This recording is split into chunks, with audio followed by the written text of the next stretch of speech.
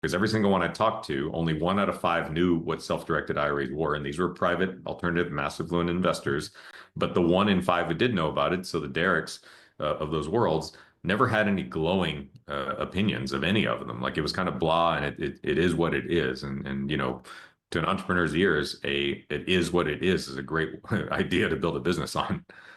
Absolutely. And I love that you're talking the way you're talking because many of those custodians may have started off okay. And I will name drop one of them because it's personal experience. It's my opinion. So if anybody has a different opinion, fine, but it's my show. So Equity Trust out of Ohio, they used to be really, really great.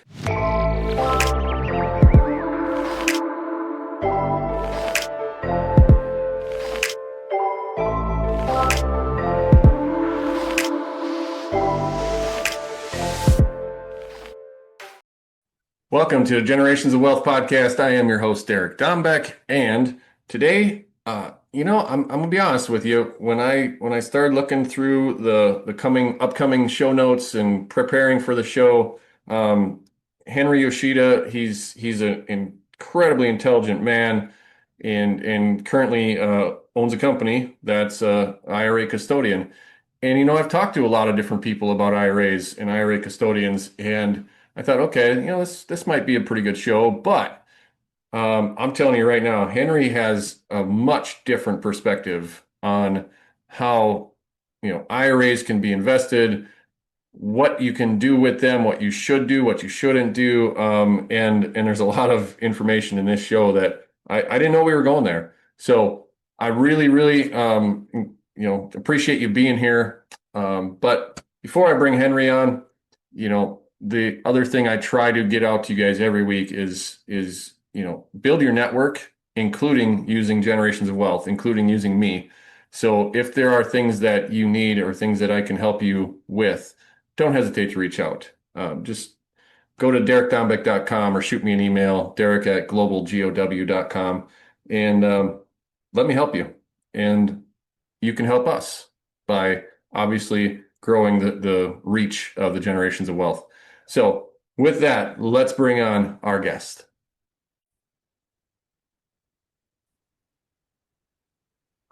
And here he is, as promised, Henry Yoshida, all the way from Austin, Texas. Henry, thanks so much for being on the Generations of Wealth show. Thank you very much. Thanks for having me, and no less, right up against the holiday too. So I appreciate you taking the time. Yeah, yeah. As we're recording this, we're a day before Turkey Day, so That's right. tomorrow we'll be eating too much and taking a nap. I imagine. Yeah. I have a specific plan for tomorrow. So, if you want, you can ask me about that later. So this is my sort of offset plan for tomorrow's eating. Nice, nice. We'll see if we get to that because by the time people listen to this, they'll be like, Thanksgiving? That was a while ago. So, but Henry, let's start at the beginning. Just tell us about yourself. Sure. As we discussed offline, I'm a career financial services guy. So I really cut my teeth.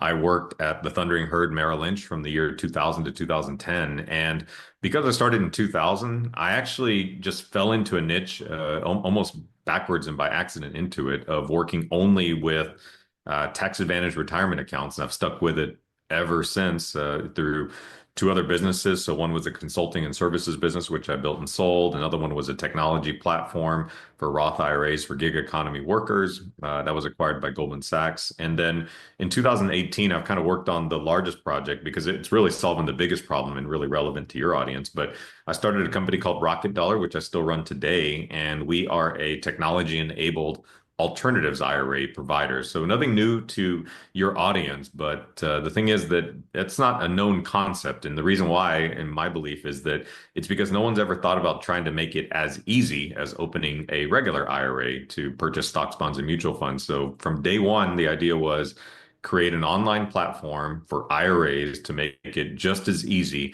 to open the account, invest funds, get funds into it, and make investments into real estate and other private and alternative investments the same way and with the same ease that you might do with stocks, bonds, and mutual funds at your Fidelity or Schwab or Vanguard account.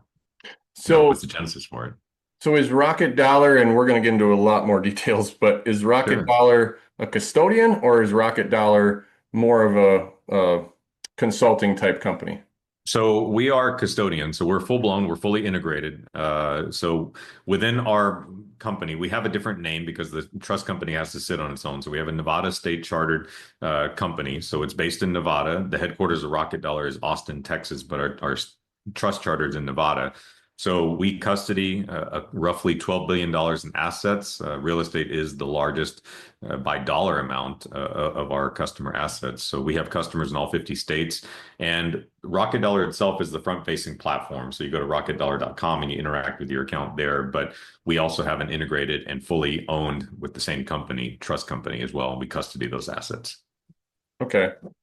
So I have worked with a lot of different IRA custodians over the years. Most of that was when I was a hard money lender. So Okay, we raised private capital in a fund, and a lot of our investors were using their self-directed IRAs, which sure. we'll get into more details on.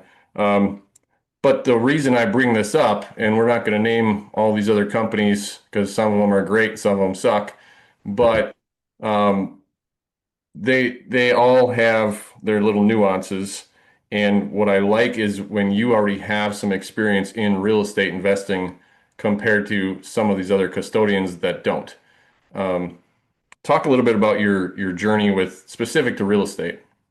Well, in 2016, when I had sold my last startup business, I was actually consulting for real estate tech companies. So Austin is a big hub for real estate tech companies. So people may not know this, but there was a lot of venture capital raised for prop tech and real estate tech companies. And I was consulting and working with some friends of mine who were starting theirs. And along the way, I had the ability to get sponsored. So I just kind of got into it. Truth be told, I was probably a little late to the game from the Austin real estate standpoint to purchase any properties, but it was something that I just wanted to get knowledgeable on. And my particular nature is to always be curious and to dive deep into subjects and try to learn.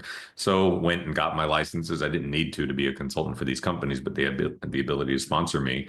And that's when I put two and two together that my particular niche that I had learned at that time, you've worked with many of these custodians, but I wasn't really familiar with the self-directed IRA space, but it was introduced to me. Someone told me about it, and I had this 10-year-old 401k from my corporate job back in the day.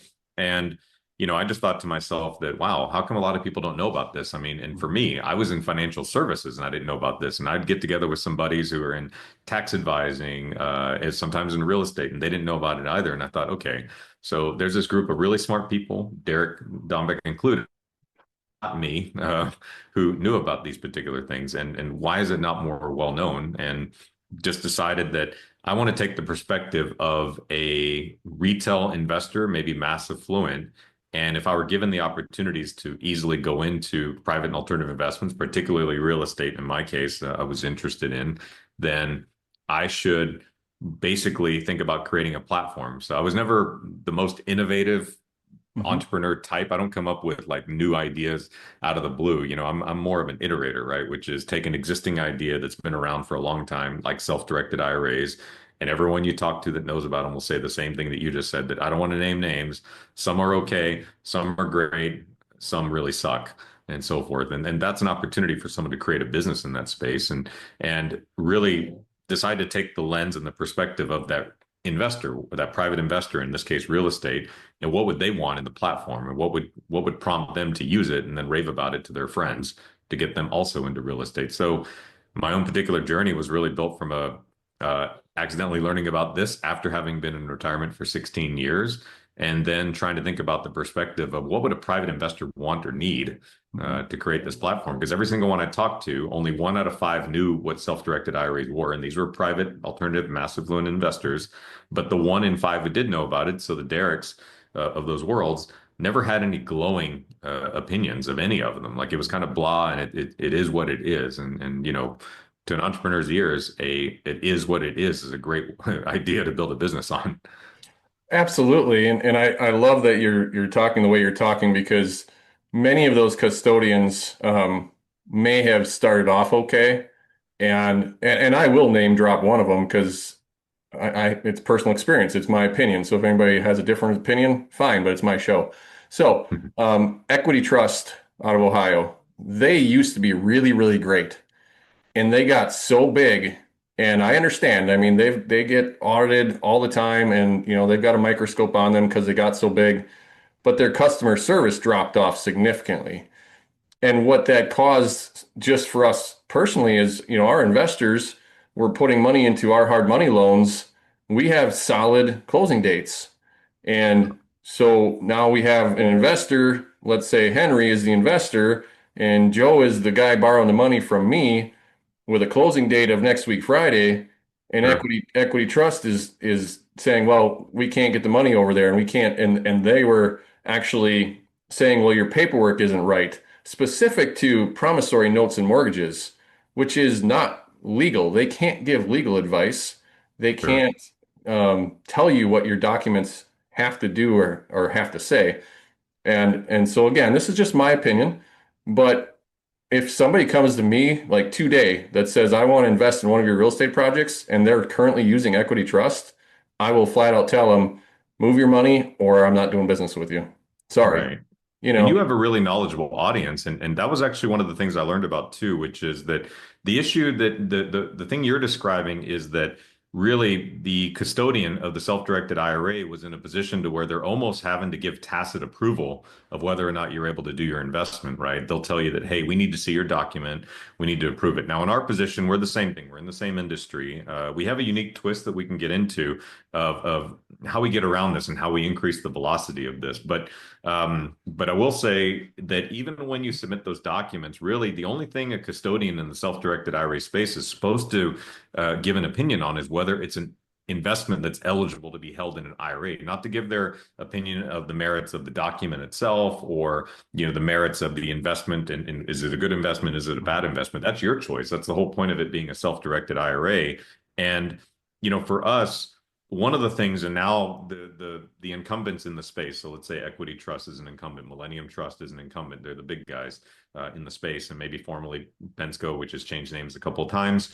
And there was another type of account that was being created in the self-directed space where you nest an entity inside, so a trust or an LLC entity inside of the IRA, and that allows the ultimate owner of the IRA, so in this case, you, Derek, to have a bank account that you control. So now there is no, let's say, document review process. The custodian still nests and holds the entity, but you control the bank account. And that bank account, since it's nested inside of the IRA, has the same tax treatment. But now you are able to push the funds in ACH and wire those out. So I think we talked about this offline, but I'm closing on an investment property on December 15th using my self-directed IRA. So when I get the instructions for where to send the funds to the title company for the close, I actually log into my own IRA, the bank account portal that's within my Rocket Dollar IRA, and I will be the one pushing the funds as opposed to instructing the custodian. And the custodian, has this entire queue of other funds that they need to disperse, and they may not get to yours in time. Like your closing date is set, right? My closing date has been set for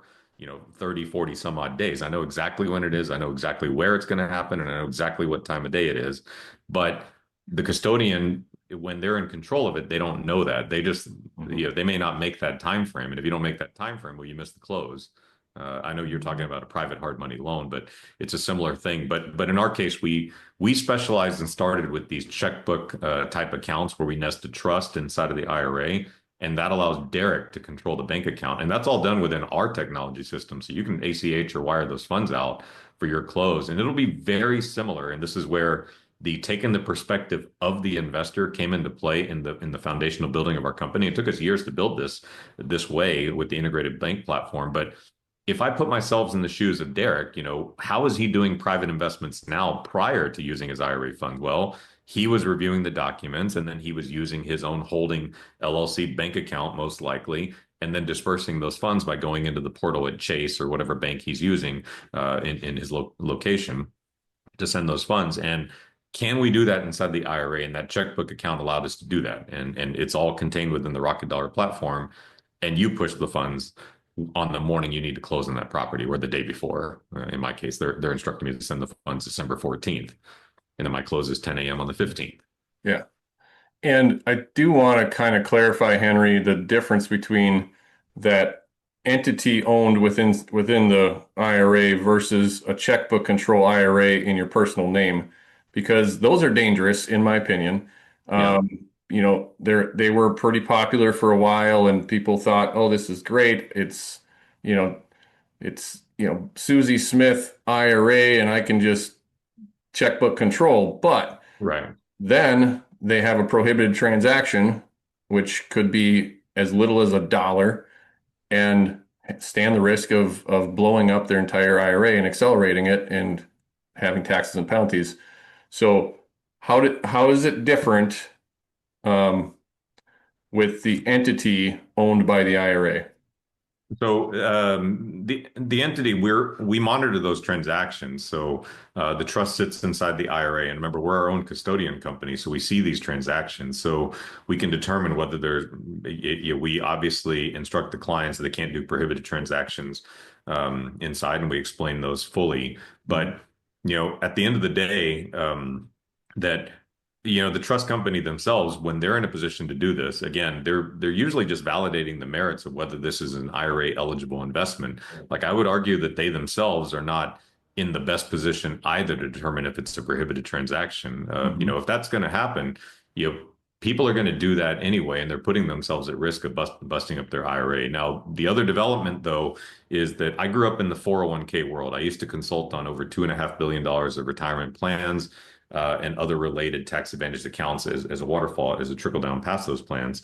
But in 401k plans, you had the ability, if you made a transaction that was not allowed at the plan sponsor level, to basically isolate that transaction and just reverse that one and penalize and distribute that particular one. In IRAs, you do a $1 transaction and you risk blowing up the entire IRA. But legislation has sort of gotten more in the favor of doing this sort of a voluntary correction type program and identifying Hmm. specific transactions within IRAs. Now, it hasn't happened yet, but oddly enough, it originally initiated late in the first Trump administration.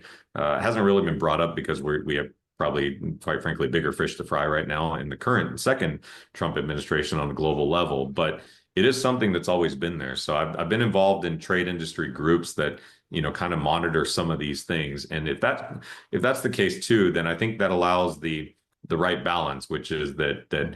there are people who are nefarious with bad intent to specifically go out and seek and do prohibited transactions. And my belief is that they could do that in a custodial IRA or an entity held inside of an IRA, a self-directed IRA. But then there's people, the smaller part of the population, who might accidentally participate in a prohibited transaction, and they should be given reprieve and not have their entire account blown up because of it. That's just my belief. Now, nothing's happened on that space, but it's something that guys like me in my position advocate for. I agree 100%. And where I see most people making the mistake is they buy a rental property in their IRA and they go and do some work on it. And they think, oh, it's okay. All I did was fill in the blank. Well, you're benefiting from your IRA, thereby it's a prohibited transaction. Yeah, And the theory is it's pretty hard to get caught. True. It's very hard to get caught, sure. but you're still doing it. And so you are putting your IRA at risk. Now, if you have a $5,000 IRA compared to a $5 million IRA, okay, maybe you're willing to take that risk. But if it's $5 million and you get caught doing something silly like that, and you know, depending on their tax situation, they just threw away a really big chunk of money. And that's why I Exactly. believe the government doesn't really want to change it because um, I think they collect a lot of revenue off of that potentially. But I would Um, love to see that get changed. I sure. personally use my solo 401k for that purpose, and the solo 401k, if I did accidentally have a prohibited transaction, it's just as you described. That Mhm. one transaction would be penalized. But Well, and just remember, like, in the spirit of, let's say, the counter to what you just said there, Derek, that you're right. From an opinion standpoint, by trying to bust up large self-directed IRAs, it is a revenue generation standpoint, but the amount of work that goes into it, may not justify because we're not talking about large enough numbers, right? Like mm, making a change in a Secure 2.0 Act to potentially lower again the required minimum distribution age. So they increase that. But If they lower that again, so let's just say they revert back in a new administration by 1 or 2 years, and I came from the 401k space. If they reduce the required minimum distribution age for just all IRAs by 1 year again back, that's going to translate into more money than identifying every $5 million plus self-directed IRA in the country and looking at them under a microscope That's interesting. So for because the the sheer audience number of benefit, people. yeah, for the audience benefit, what is that current age for minimum distribution, and I guess describe the minimum distribution a little bit. Yeah, so remember, most IRAs in America have been built up. They were initially nested and sustained or created by virtue of all of us contributing to a 401k plan at a company, not a solo 401k like you described, but and the reason why is the actual cash contribution limits on an annual basis to an IRA, since I've been working, have ranged anywhere from $1,500 now to $7,000 for 2025. If you're over 50, you can do $8,000. So a lot of money for some people, not a lot for, let's say, sophisticated or mass affluent or affluent investors. So the way they got their IRA balances up was that they worked for many years at a corporate job and they were able to put away anywhere from 8,000 when I started my career to now 23,500 for 2025. And that's just in salary deferral. The company also offers a match. They may get another five, six, $7,000 in a match. If they're over the age of 50, instead of 23.5, they're able to put in $27,000 into this 401k plan. So doing that for 10 years is going to help you amass this $400,000 or $500,000 401k. Now, every dollar that goes into that has never been taxed. Where the government wants to get the tax money from is the average IRA person who's got all this money saved up that they've never paid, because every dollar you put into a 401k is actually a reduction in your taxable income, right? So if you make 100,000, but you contribute 15,000, 15% into your 401k at 15,000, your income to the government was only 85,000. And that's the legal tax avoidance strategy that actually is encouraged by the government, quite frankly, because they created the 401k plan in the 1970s. So at some point in life, they say to themselves that, okay, Derek and Henry are getting kind of old and they have not paid money on this entire accumulated balance that they've been saving up for 20, 30, 40, 50 years. We need to start getting our money back. So they decide at the age of 72 now, but it used to be 70 and a half, that you had to start taking money out of your plan. So what your people won't watch this till after the holidays, but maybe it'll be in time for Christmas. Talk to your older relatives. They're actually having a different problem than maybe people in their 20s, 30s, 40s, 50s making investments. They're getting notices now in their 70s and 80s that from their investment firms where they hold their IRAs that they have to take out $65,000 this year, and it's going to be added as taxable income that year because the government is saying that your life expectancy, let's just use easy numbers here, is 82. You're currently 72.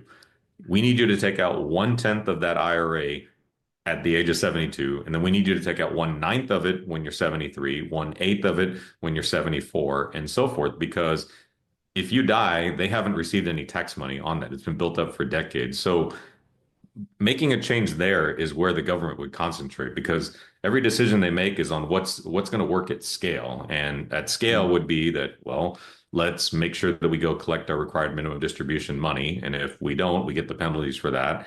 If we are able to approve to make that 1 year earlier, that would translate into much more money than targeting every self-directed IRA in the country by sheer That's a, size. that's a great perspective, and quite honestly, I've never had a conversation with anybody that gave me that perspective, and it's logical, which is what makes it nice.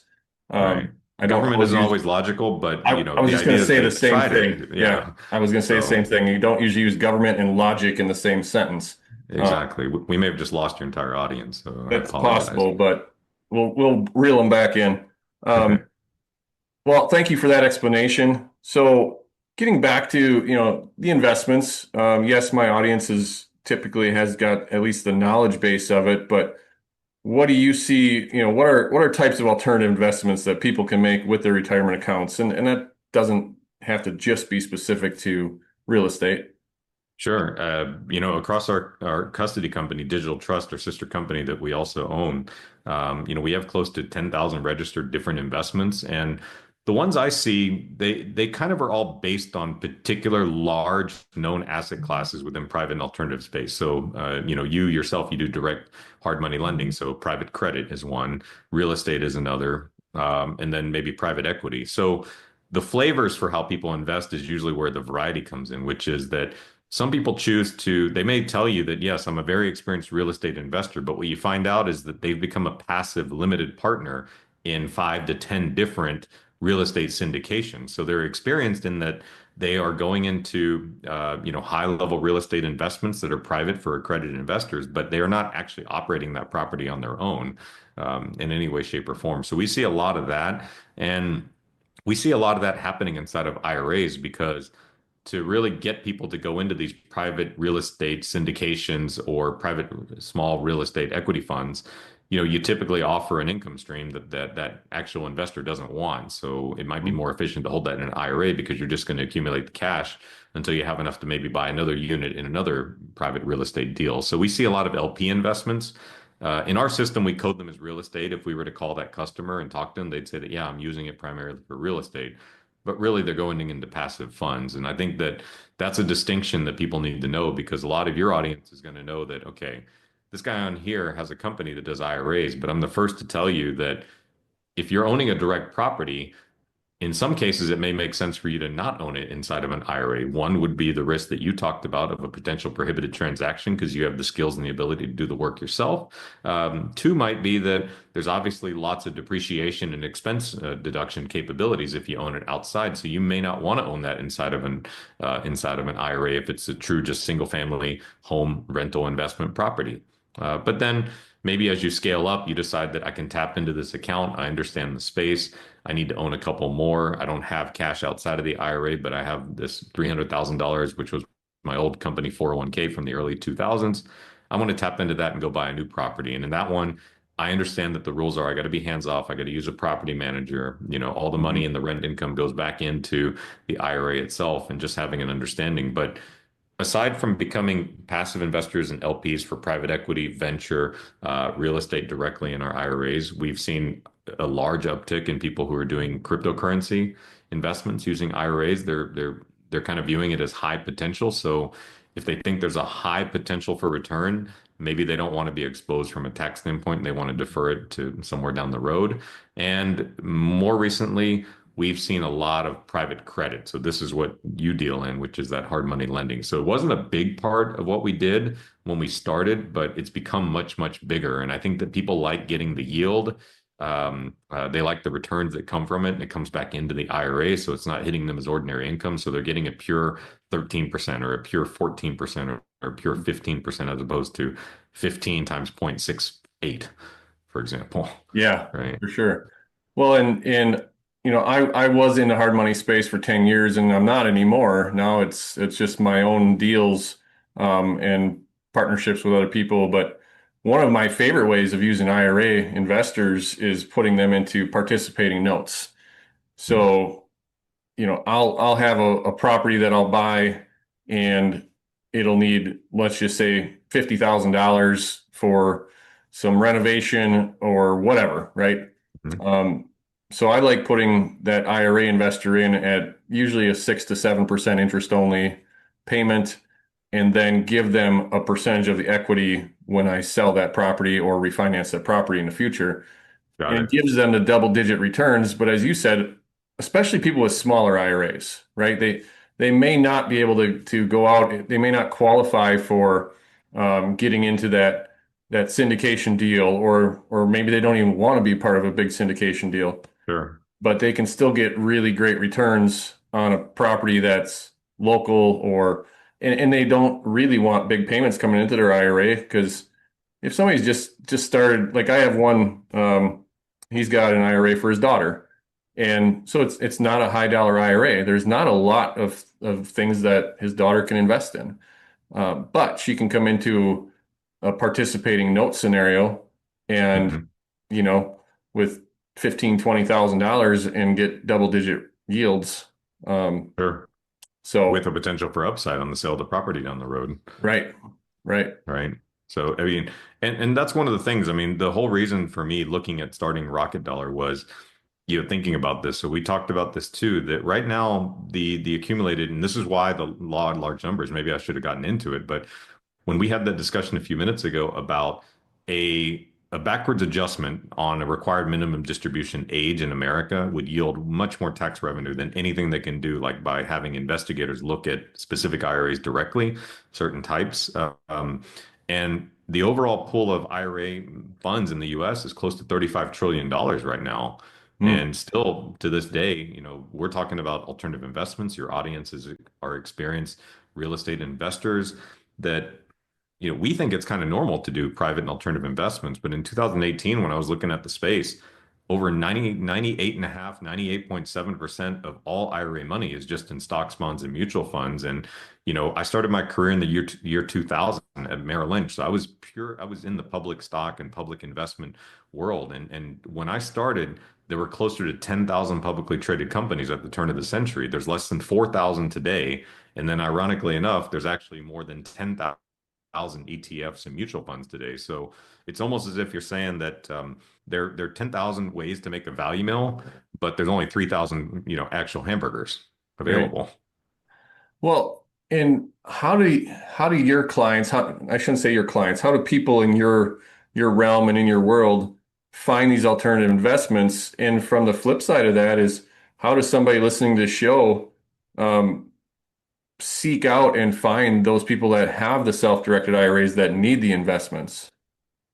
Well, that's one thing. So we did make a conscious choice, and I'd been someone who had advised on assets. So I'm still licensed as a financial advisor, although I don't practice that. I still keep a sort of a financial planner designation. And in every company, every business, every part of my professional career, I've always been a manager. I've been making recommendations, or I've been putting funds, into investments on behalf of individuals, and they've authorized me to do so. Rocket Dollar is different. So we've kind of chosen to be this bring your own deal and company. And we've decided to focus on just facilitating and being the creator of the platform. And we charge our customers that way. So we just charge a flat fee for opening the IRA, and we charge a small monthly fee for just maintaining the IRA, whether you have $15,000 like your friend's daughter, or whether you have 5 or 6 or $7 million. I talked to a $7 million client, customer of ours yesterday, who does real estate investing. And what I've found is that people that gravitate to us, they've actually already been exposed to some particular deal that they want to do. So usually there's a starter deal, right? So they find out about a participating note that Derek's organization is sponsoring, or they live in a particular area of the country and they start to get an idea of some real estate development deals that are going on. So it's a word of mouth. So I always tell people that you're kind of like your own localized Warren Buffett. You're an expert in your own particular area, especially when it comes to real estate. And if you have capital available, the people who are looking to raise capital tend to find you, and then you end up deciding to evaluate and diligence what particular deal you may want to do. Now, beyond that, we have a page where we just kind of list what other options, the digital platforms our customers have used, funds or deployed funds into from their IRAs into these platforms. And probably in 2026, we have eyes on building a marketplace, but for now, 6.5, 7 years, we've concentrated on just facilitating the platform and not being so keyed on providing the investments or recommendations, because it's just a different business. And Mhm. quite frankly, we haven't had to do that. Like, we found that our customers, the ones that we have, are just more empowered because they're the ones who found these deals, and they're the ones who feel like they have control over them. Whereas when they decided to divert funds from public investment, they felt like they had less and less control as the years went on over how their investment portfolios performed. I mean, we know what Apple does, we know what Walmart does, and we know what McDonald's does, but do we have any sway over, the ebbs and flows of the stock market valuations of those particular companies? The answer is no. Yeah. Um, and they felt like they had more control. So they sought it out, and we didn't actually, quite frankly, need to present them opportunities. They kind of found them on their own, and we just stuck with it. Well, and I like the explanation because people ask me all the time, how do I raise money? How do I find these people? And I tell them the same thing. There is no magic easy button. You have to go out and have conversations, Hmm. put yourself in circles of people that are going to be talking about the same types of things. For me, real estate investor association meetings or Hmm. conferences or whatever, right? I personally like face-to-face interactions.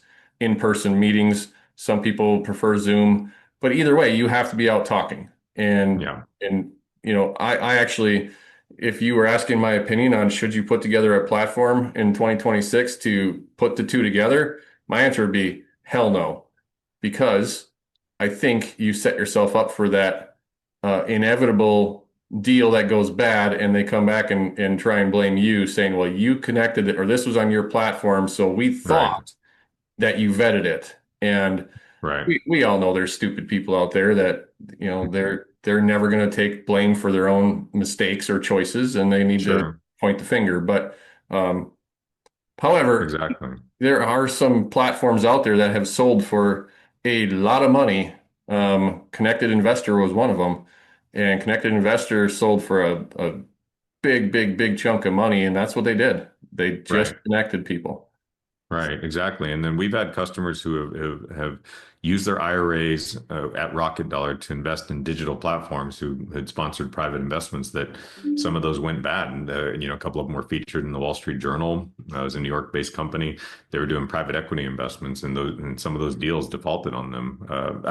That may be the nature of the beast and Mhm. just private investments in general. But, you know, I've kind of liked just being the creator of the platform and really not putting myself in a position or our company in a position to be in a conflict of interest. And this exists in the regular stock market world. Like you may not think this, but your traditional brokerage houses like a Fidelity or Vanguard, I mean, yes, we can all go there right now and open an account just like you can at Rocket Dollar in under 3 minutes. But the other side of the house is actually manufacturing a lot of these, what I call value meals, the ETFs and the funds that are just a basket of the 3,775-ish publicly traded companies out there, and they're in the business of selling you those packages to the customers. So on the one side of the house, they let you easily create an account, but by and large, they also want you to buy their manufactured products. So it's a I think about this and I always talk about sort of big business analogies, but at the end of the day, most of these big brokerage houses are not that dissimilar from a Costco or a Trader Joe's, where